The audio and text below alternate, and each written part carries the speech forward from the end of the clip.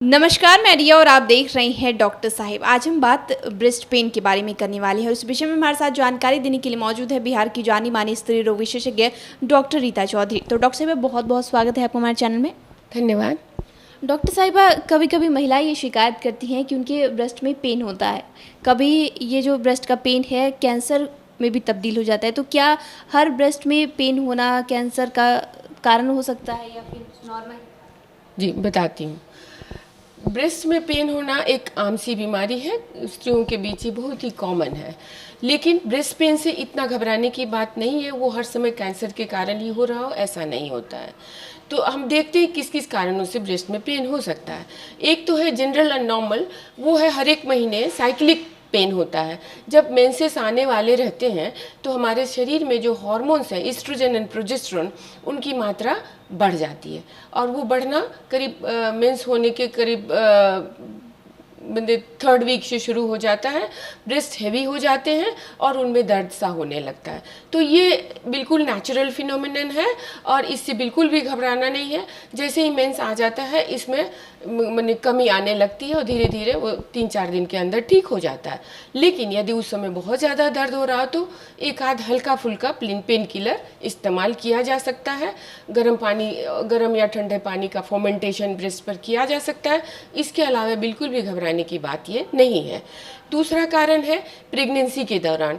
जब early pregnancy होती है, जैसे ही बच्चा पेट में ठहरता है तो शायद बहुत सारे शारीरिक चेंजेस, बहुत सारे फिजियोलॉजी में चेंजेस आने लगते हैं। उनमें से एक है कि ब्रेस्ट का भी साइज मतलब आकार बढ़ने लगता है और उसमें पानी की मात्रा बढ़ने लगती है। चूँकि उस समय प्रेगनेंसी के कारण हमारे शरीर में हार्मोन्स की मात्रा बढ़ने लगती है। उसके इफेक्ट से ये उनके साइज में, उनके शेप में और उनके अंदर पानी की मात्रा में बढ़ोतरी आती है, जिसके कारण कि पहले 2-3 महीने 4 महीने तक ब्रेस्ट में भारीपन और दर्द सा होता है। और कभी कभी तो ऐसा होता है कि प्रेगनेंसी का पता बाद में चलता है, सबसे पहले ब्रेस्ट में तकलीफ का पता चलता है। तो ये भी एक नॉर्मल नेचुरल फिनोमिनन है, नेचुरल प्रक्रिया है। इसमें भी बिल्कुल नहीं घबराना है। हाँ, लेकिन डॉक्टर से ज़रूर मिल लेना चाहिए ताकि वो स्क्रीन कर सके, वो बता सके कि नहीं ये नेचुरल है और ये अब नॉर्मल नहीं है।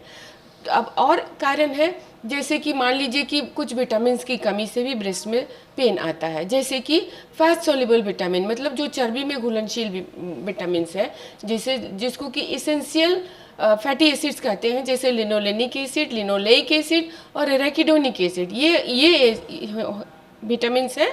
इसके अलावा और भी कुछ विटामिन जैसे विटामिन ई इत्यादि जो होते हैं वो ब्रेस्ट के इंटरनल मिल्यू को, इंटरनल एनवायरनमेंट को नॉर्मल रखते हैं। इनकी कमी होती है तभी ब्रेस्ट में टेंडरनेस पैदा होता है, क्योंकि ब्रेस्ट हमारा जो है वो बेसिकली ज़्यादातर मात्रा उसमें फैट की होती है। खून की सप्लाई होती है, टिश्यू होता है, लेकिन ज़्यादातर मात्रा फैट की होती है।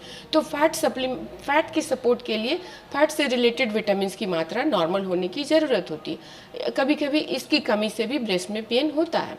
तो ये भी कोई बहुत ज़्यादा घबराने की बात नहीं है। ये सारा चीज़ डॉक्टर इन्वेस्टिगेट करके फाइंड आउट कर लेते हैं, अकॉर्डिंगली ट्रीटमेंट कर देते हैं। इसके अलावा है कि लोग कभी कभी उसमें गांठ पड़ जाती है, कभी कभी उसमें घाव हो जाता है और कभी कभी वो जो गांठ पड़ती है या तो गांठ पेनफुल हो या बिना दर्द के भी हो तो वो कैंसर का होता है।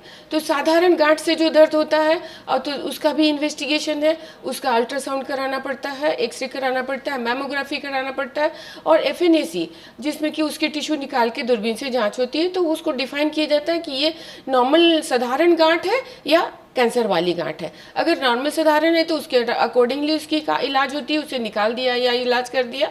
और अगर कैंसर होता है तो कैंसर का फॉलोअप, कैंसर की ट्रीटमेंट आजकल होती है, वो भी हो जाता है।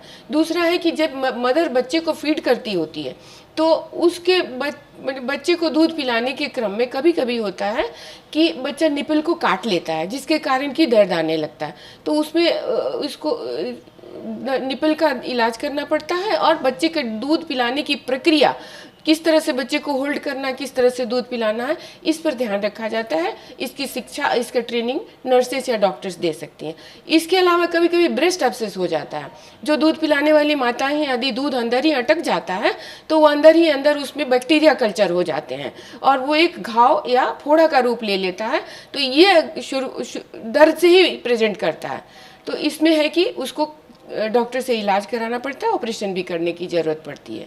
और कैंसर में ये चिंता हमेशा नहीं करना चाहिए कि कैंसर पेन से होगा। कैंसर जब होता है तो वो बिना पेन के ही प्रेजेंट करता है। बहुत कम 1 से 2% कैंसर ही है जिसमें कि दर्द होता है। तो इसलिए ब्रेस्ट को प्रतिदिन हमेशा प्रत्येक मतलब महिला को अपने ब्रेस्ट को सेल्फ एग्जामिनेशन जरूर करना चाहिए। यदि उसमें कुछ अलग सी चीज़, खिंचाव नज़र आ रहा हो, सिकुड़न नज़र आ रहा हो या कहीं सूजन नज़र आ रहा हो या दोनों ब्रेस्ट आपस में एक समान ना नज़र आए तो उस पर पूरा ध्यान देना चाहिए। इस इवन की कांख में भी जांच करना चाहिए क्योंकि गिल्टी वगैरह तो नहीं है, क्योंकि ये जानकारी, ये जांच ही हमें बीमारी के डेवलप होने से पहले ब्रेस्ट कैंसर की सूचना दे सकता है। तो ये ज़्यादा इम्पॉर्टेंट है। तो शुक्रिया डॉक्टर साहिबा, जो आपने जानकारी दी है कि अगर ब्रेस्ट पेन हो रहा है तो क्या क्या अलग अलग कारण हो सकते हैं, तो उसके लिए बहुत बहुत शुक्रिया। धन्यवाद। तो आप डॉक्टर रीता चौधरी को सुन रहे थे, जिन्होंने पूरी जानकारी दी है कि अगर महिलाओं के ब्रेस्ट में दर्द हो रहा है तो उसके क्या अलग अलग कारण हो सकते हैं। तो फिलहाल के लिए इतना ही। चैनल को सब्सक्राइब कर ले, फेसबुक पेज को लाइक कर ले, साथ ही डॉक्टर साहब से आपके क्या सवाल हैं हमें कमेंट कर या मेल के माध्यम से भेज सकते हैं। वीडियो देखने के लिए आपका शुक्रिया।